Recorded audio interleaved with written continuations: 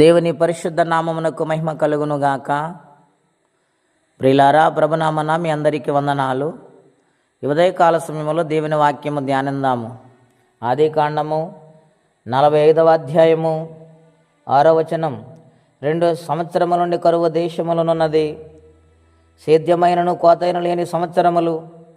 ఇంకా 5 వచ్చును, మిమ్మను ఆశ్చర్యముగా రక్షించి దేశములు మిమ్మను శేషముగా నిలుపుటకును ప్రాణముతో కాపాడుటకును దేవుడు మీకు ముందుగా నన్ను పంపించెను. కాబట్టి దేవుడే గాని మీరు నన్ను ఎక్కడికి పంపింపలేదు.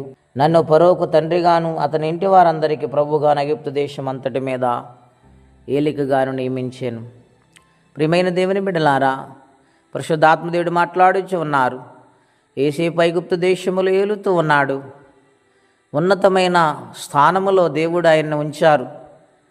కరువు దేశాలన్నిటిలో ఉన్నది ఐగుప్తు దేశములో ధాన్యం ఉన్నది. ఆ సంగతి విన్న ఇశ్రాయేలు తన బిడ్డలను పంపించారు. వారు 1-2 సార్లు వచ్చారు. యేసేపు గుర్తించాడు. వారు వచ్చినప్పుడు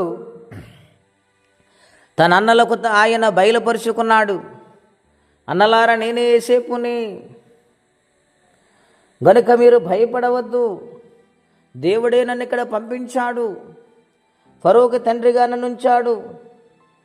అతని ఇంటంతటికి ప్రభుగా దేవుడు నన్ను మార్చాడు.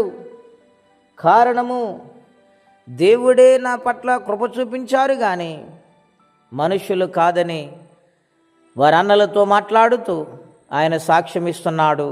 దేవుని మహిమపరుస్తున్నాడు. ప్రియులారా, ఆయన మనసు ఎంత గొప్పదో ఇక్కడ మనం ఆలోచన చేయాలి.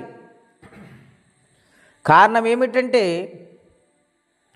తన అన్నలు చేసిన మోసానికి అసూయతో ఆయన నూతులో త్రోసివేశారు. ఐగుప్తులకు అమ్మివేశారు. ఎంతో బాధించారు, బాధ పెట్టారు ఆయన్ని. ఆ కోపము కానీ ఆ అసూయ కానీ ఆయన మనసులో లేదండి. వారిని ప్రేమిస్తూ ఉన్నాడు, వారిని గౌరవిస్తూ ఉన్నాడు. గనుక దేవుని బిడ్డలారా, యేసేపు హృదయాన్ని బట్టి దేవుడు అంత స్థితిలో ఉంచారు, ఆశీర్వదించారు.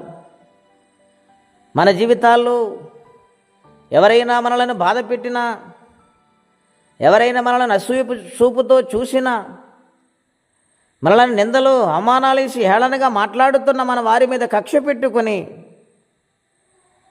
వారిని ఇలాగైపోవాలి అలాగైపోవాలనుకుంటామే తప్ప క్షమించే మనసు మనకు రాదండి.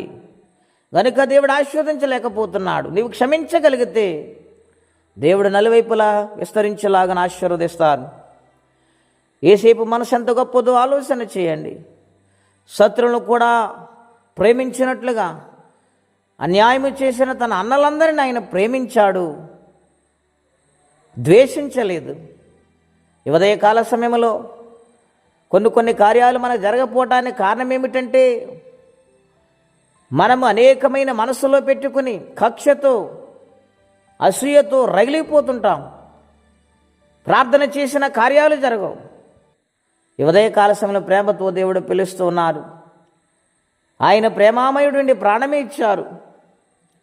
యేసేపు తన ద్వేషమును చూపించలేదు కానీ ప్రేమను చూపించి వారిని కనికరించాడు.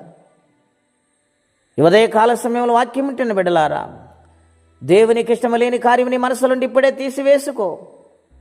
దేవుని కొరకు బ్రతకటానికి ఇష్టపడు. క్షమించమని ప్రాధేయపడు.